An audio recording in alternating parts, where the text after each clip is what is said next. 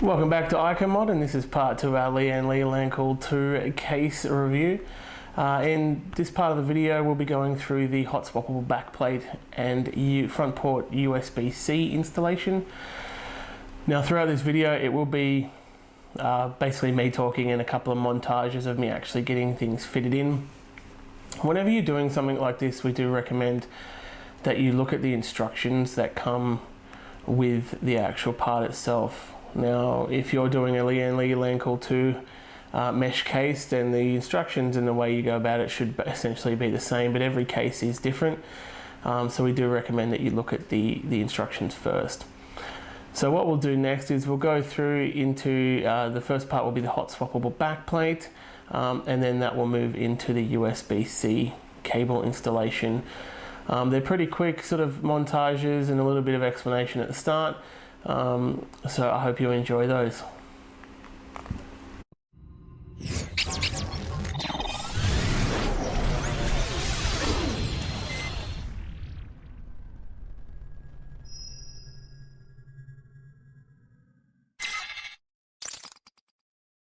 Alrighty, as you can see, we've got this panel that comes in the Lancool II Mesh. Sorry, I realised you can't see that. In the Lancool II Mesh, you get this panel which sits here. Sorry, it sits that way. You've then got these 6 screws. Now, you've got 6 fresh screws. I would recommend using the 6 fresh screws. I'm a big believer of keeping things together. Now, what you want to do, there's some notches, like sort of, they look like screw holes, but they're not actually screw holes. They've got a bit of a notch on them. They're designed to fit in these larger holes here. If it actually, there we go. So you can use that as your guide. So you slot that on there and get the screws started. Now I'm not going to fully tighten that yet. I'm just doing this to get everything in place and to hold it. Now this is not a metal bracket, so I probably would recommend not screwing it in super duper duper tight. Just enough so it's secure.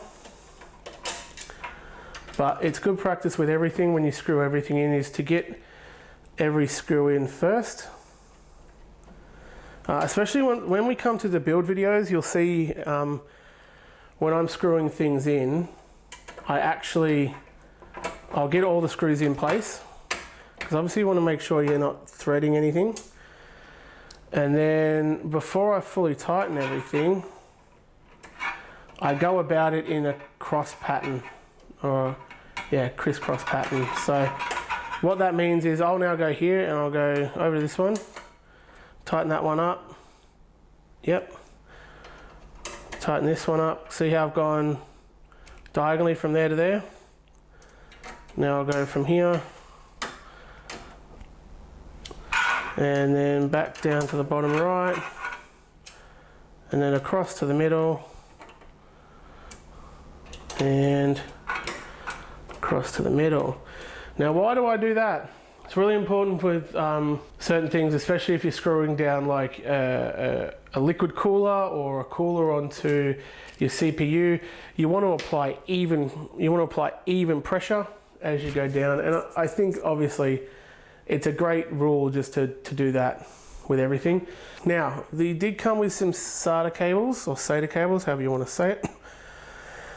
And if you'll notice, these SATA cables actually come with right end plugs, or 90-degree plugs.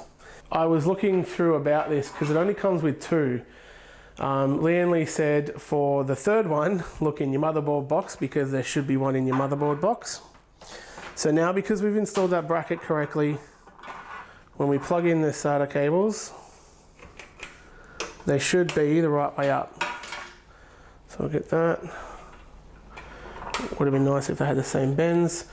And because I know my SATA cables are going to plug in here, just to start training them, I'm going to put them in through there like so.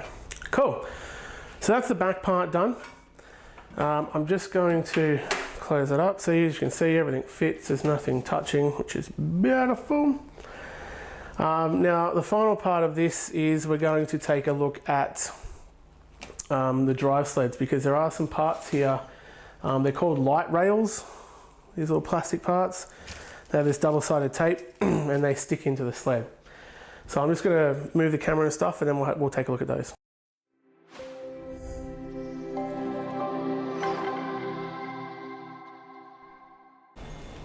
Alright, so we've installed the back plate, the Hot Swappable Back Plate.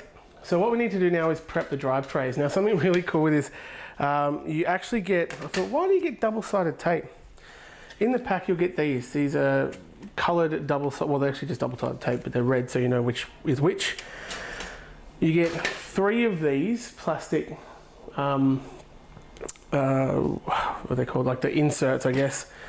And you'll notice on the drive tray itself, it actually has a section to slide these. Now, do you want to know what that's for? Like, do you want to know what that is for?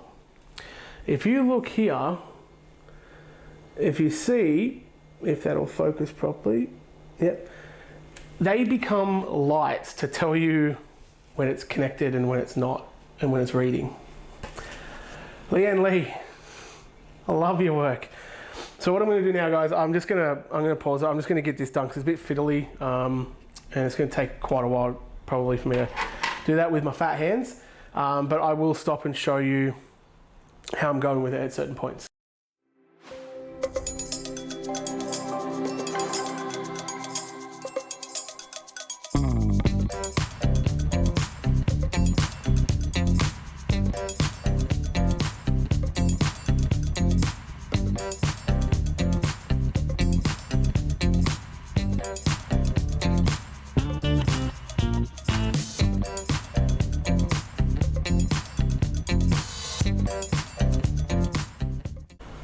Alright, so I've got all the back plates installed, or the slides installed, like the light inserts. So as I was saying before, the cool thing is what happens now is when there's a drive in there and it's all connected up and you slide, of course I'm going to struggle with this, aren't I? Always the way. Once you slide these drives in and they're connected, the bottom part here actually becomes a set of lights to tell you that the drive is actually connected and working, which is awesome. What I'm actually going to do is, and I'll hopefully update you another video, I'm going to see if you can purchase more of these sleds from Lian Lee, because I have about 8 drives that 3.5 inch that I move around. Obviously I won't have to soon when I build a NAS. Keep an eye out for that video. We're going to build a cloud storage machine.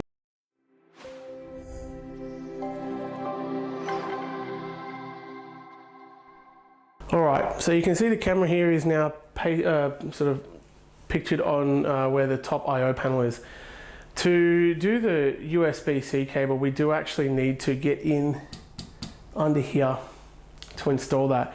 We're going to try and get that out now. Now, I've never done this before, but hey, I like to think I'm somewhat know what I'm doing here. So there's a couple of screws on each side, so we've just got to undo those without dropping them. That'd be great. They are very small screws, so just be careful when you're doing this. Okay, let's go around this side.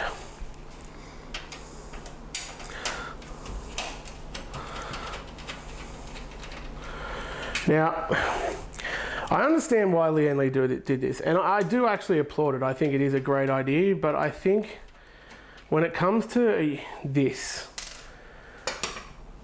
asking someone to remove a front panel, especially most people who will be doing this probably are beginners. You know what? I am going to get this out, I think, just to give myself some more room. If I was waiting till I built to do this, it would be much easier because I would be pulling this front fan cage out, so that wouldn't be a problem. There you go. Little trick, you can push that through into the front.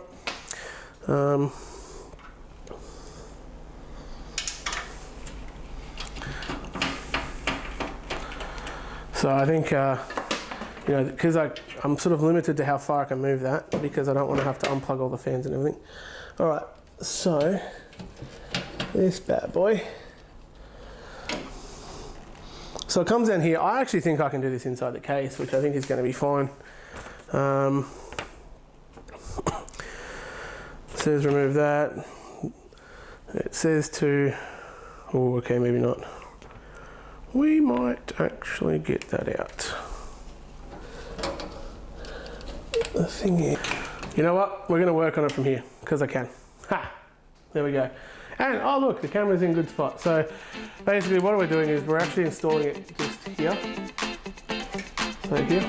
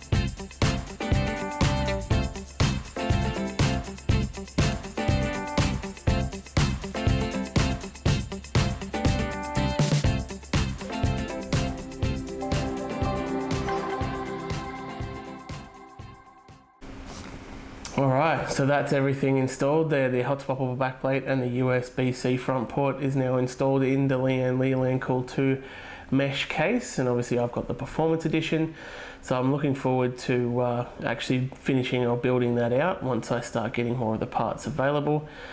I do recommend, if you are a younger person, make sure you've got someone there to help you with that. A lot of those things, especially the USB-C cable, are quite fiddly and they're not super easy to install, so you will probably need some help unless you've done this a few times. But other than that, look, we do recommend that you look at the instructions whenever you're doing anything like this. Every case is different. Even if you've got the same case as myself, it would be advisable to follow the instructions step by step rather than watching our guide or our video, but you can just get an idea of what it's like to install those with these videos. Yeah, so that's pretty much it from us for this one, and this review for the Lian Lancool II Mesh. I hope it helps you with choosing your next case, and I would definitely recommend it if you're moving from a base case into your next build and you're becoming, you know, more and more versed in the way of building with computers. So I hope you enjoy it, and good luck. And as always, keep building and keep learning.